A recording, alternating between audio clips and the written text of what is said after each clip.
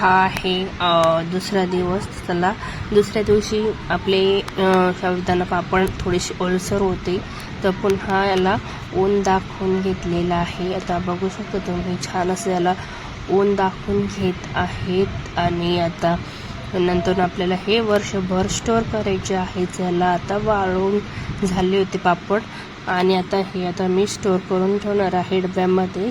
छान असे कॅरी बॅगमध्ये घालून पॅकिंग करून ठेवणार आहे, आणि तुम्हाला तळून देखील दाखवणार आहे. तर बघू शकता आपले कलरफुल आणि व्हाईट, हिरवा आणि केशरी असे 3 प्रकारचे मी हे पापड बनवले होते. तर बघू शकता तुम्ही, खूप सुंदर आणि चवीला सुद्धा अप्रतिम झालेली आहे हे पापड.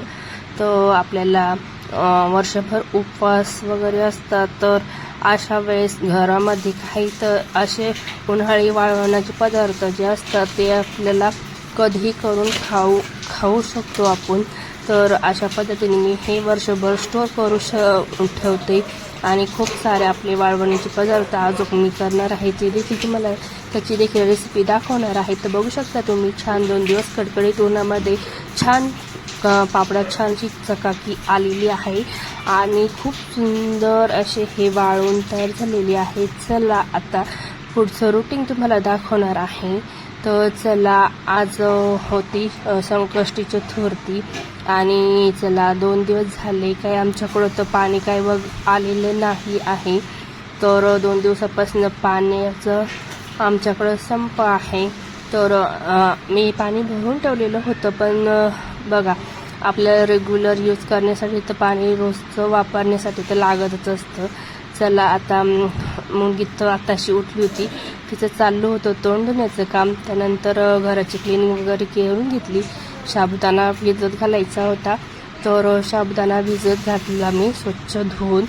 त्यानंतर चहा वगैरे सुद्धा मला करायचा होता. त्या अगोदर साबुदाणा भिजवत घातला, त्यानंतर फ्रीजमध्ये दूध काढलं.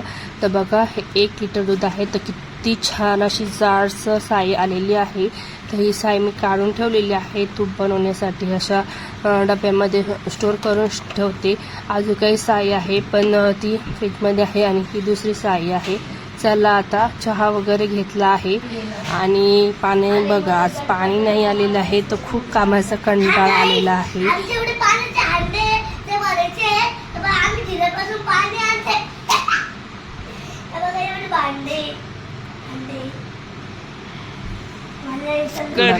सर्व भांडी आज रिकामी होती, आणि बघा पाणी आता टँकर बोलून आम्हाला पाणी भरायचं आहे. तर बघा मुलीचं कसं चाललं आहे बोलणं.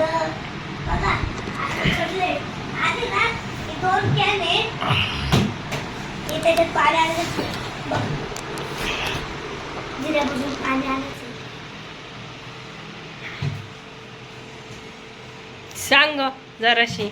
मग आज पाणी नव्हतं आलं, आणि मग मला झोपच नाही लागली. पाणी किती दिवसापासून नाहीये सर? 2 दिवस झाले पाणीच नाही, आणि आता परवा उद्या पण पाणी नाही, परवा येईल आलं होतं.